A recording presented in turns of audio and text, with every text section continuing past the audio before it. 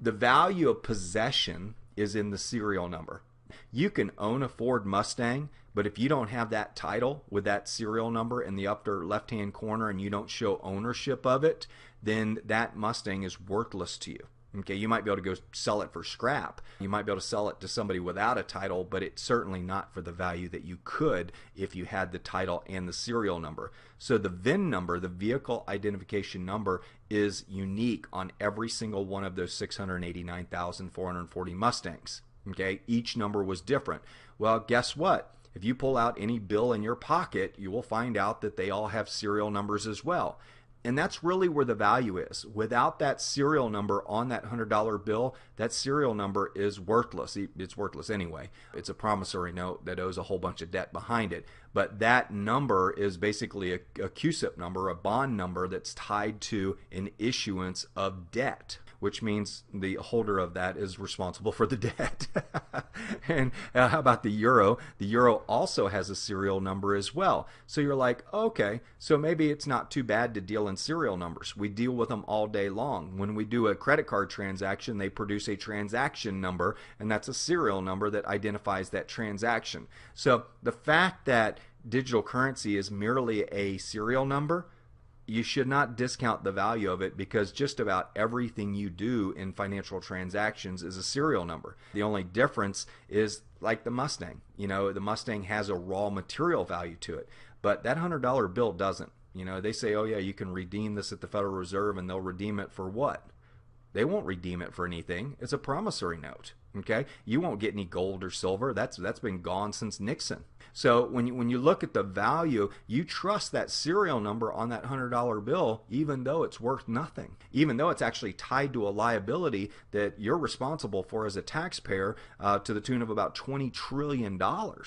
Okay, I like handing people $100 bills. Say, here, would you like this $100 bill? And they go, oh yeah, absolutely. And I say, well, great. Here's a promissory note for $1,480, because if you take this, that's what you owe in return. That's what you're on the hook for. And they're like, why is that? It's because that's how much debt we have, and you as a taxpayer are responsible for it. So the U.S. government has done a great job of basically imprisoning us, you know, with debt, to where people have to continue work, pay for their Ford pickup or their Chevy pickup or whatever car they have, because debt is the ultimate imprisonment tool. And I don't think you'll argue with me. And I'm not saying every country does that, not just the United States, but it's a way to keep people on the plantation and keep them working. And I hope you're not offended by that example, but in reality, when you look at the dynamics of it, I'm not far off. The idea is, can you live on the plantation without debt and without having to, you know, work if you don't want to? That's the big question. Okay, and if I could answer that, you could, with the way we're doing business, and I'm excited about that. So, how is the market value of the dollar, of the Mustang, of the euro? How are they determined? Well, it's pretty straightforward. The value is determined by auction or by exchange. See all those people standing around bidding on that car? Well, that's the same way they do the US dollar, and it's the same way they do digital currency. So the fact of the matter is, digital currency's value is actually determined the same way the dollar is or the Mustang is. So why would you have a problem with it? Is if the community's huge and everybody's bidding on it and the community's growing, guess what happens to the value of your digital currency, of your serial number? It's going to go up in value. So value is determined by an auction or an exchange, and there's exchanges like Coinbase and Gemini, and there's a whole bunch of them that you can actually trade on. Itbit is another big one. And so considering the value of the 1965 Mustang, in 1965 it was $2,320. Well, in 2015, it was $25,500, 10 times the value. Okay, now why? Number one, because the 1965 Mustang is finite. There was only a certain number of them produced. It's an auction-driven market value. So the car's really not worth that raw material wise, but that's what people are willing to pay for it. Well, guess what? Same way the dollar operates, same way digital currency operates. Bitcoin right now is at $471 per coin. You know what it's worth, its intrinsic value is? Zero. Okay? It has no value whatsoever. But that's what the community trusts the currency, and the community has driven it to that value. Now it can go down to 200, it could go up to 1,000, so it does fluctuate in value. But interesting thing about it, back in February when I saw the issue going on in Greece, I was like, you know what? I want to start putting some money into Bitcoin because I think people in Greece will start buying Bitcoin and using it to transact business. And pretty interestingly enough, it went from $210 all the way up to $500. So the money I put in there, my buying power actually almost tripled in value, which was pretty awesome. But when you look at the value of the Mustang, it's determined by a community. The bigger the community, the more demand there is for the finite number of Mustangs. So if you have 5 million people who love Mustangs, the value is going to be X. If you have 50 million people who love the Mustang, the value is going to be X times 10. And each Mustang, remember, has a vehicle identification number. And so the value, that 25,000, if you took the number of Mustangs that are on the market today and multiplied them times 25,500, which is the average selling price at an auction, you would end up with the market capitalization of the 1965 Mustang, which I think is pretty cool. Now, another thing to consider is digital currency, just as the Mustang, required paid-in energy to produce the asset. Okay, so labor had to go in, capital had to go in, raw materials had to go in. Well, guess what? In a digital currency, energy has to go in, paid in capital has to go in. I've traded some of my worth less promissory notes for digital currency, which has actually gone up in value. So I've been able to convert a debt note that I use to transact business in the United States called a $100 bill. I was able to turn it into a Bitcoin or a half a Bitcoin and watch it turn into the value of almost a Bitcoin and a half. Okay, which is pretty cool. I like taking worthless currency and turning it into currency that increases in value. I don't know about you, but it makes sense to me. I like that equation. Now, let's look at the comparison. The difference between the 1965 VIN number and digital currency serial number, a Mustang can't be fractionalized. So if I owe you $2,500, I can't send you 10% of my Mustang. So that's not realistic. Mustang's not easily portable, so if I want to go shopping, I really can't take it with me like I can my mobile phone and my digital currency wallet that's on my phone. The audience is limited for the Mustang. Not everybody around the world is going to be interested in the Mustang, whereas everyone around the world is interested in transacting business. And I want you to know something. There's 6 billion people that don't have access to organized financial services.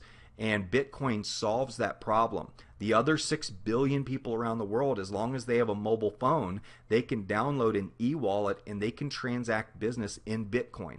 Okay, the traditional banking industry doesn't want anything to do with them because they're not profitable customers for them.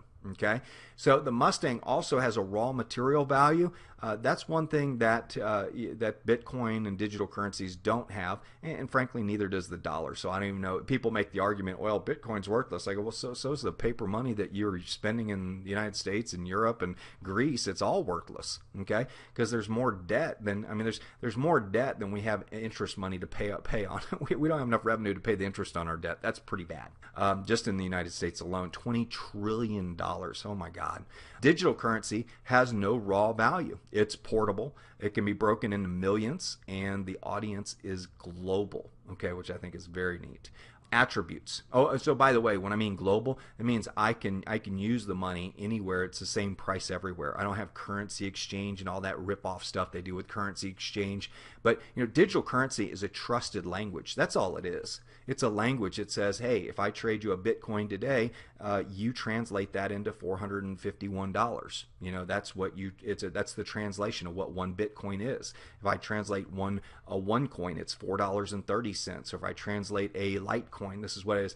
And it's that value, that language is created by the community and it's communicated by the community. So if I'm doing transactions with you and you trust the digital currency, I can transfer it to you as a form of a language.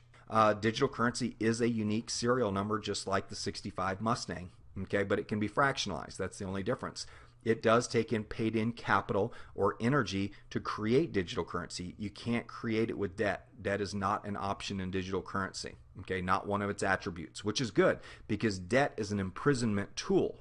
Transactions are conducted peer-to-peer, which means it's computer to computer. There's no central authority. There's no central bank. The community regulates everything that goes on. So when I make a transaction, every computer that's running the software, if I send $20 to Bob in Bitcoin, my account drops by 20 in value, and Bob's value increases on his computer, and that changes on all the computers around the world. All the computers around the world verify that I had that money to send to Bob. If Bob spends it, they deduct it from his account and add it to whoever else. It's a ledger. It's a big ledger is all it is. And these peer-to-peer computers monitor it. Now, if you try and defraud the Bitcoin network, you're going to need about, I think it's somewhere around $500 billion worth of energy, and you have to be able to do it within a 10-minute period, and that's if the community doesn't see you trying to replicate transactions. Okay, it's that powerful, and I'll talk about that in a minute. I told you there was over 40 million computers running it, and it was 420 times more powerful than all the supercomputers in the US combined.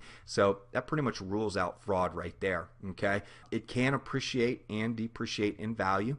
There are no intermediaries, no bankers to take your money. Okay, no bankers to sit. How many times have you had your money sat on over the weekend and it just pissed you off? Okay, I hate that. And there's no need, because you know they had it the minute the transaction. They could look on the computer and the money was in their account, and they go, "Oh, we have to wait 3 days for it to clear." It's like, that's the biggest lie in the world. Okay, it is instant and there's no fee. So when I send you money in Bitcoin, there's no check is in the mail. The minute I press send, your phone pings, okay, or your computer pings. And if you've done a transaction with us, you know how quick it is. But trust and transparency is the underlying asset. Okay, it's what the community deems the value of it is, and if the blockchain, the public ledger, it has integrity and nobody messes with it, which they really can't with the blockchain anymore because it's so huge, people just trust it. I hate to say it, but they trust it a little bit more than they do central banks, because central banks are just pouring debt and just, I mean, it's just crazy. I mean, it's sad, actually. I have kids and I worry for them, you know. And if you do too, if you have grandkids, you know what I'm talking about. But it's just no future for them to grow up in, have being obligated to, you know, 30 or 40 trillion dollars in debt that they didn't create. That's not their responsibility.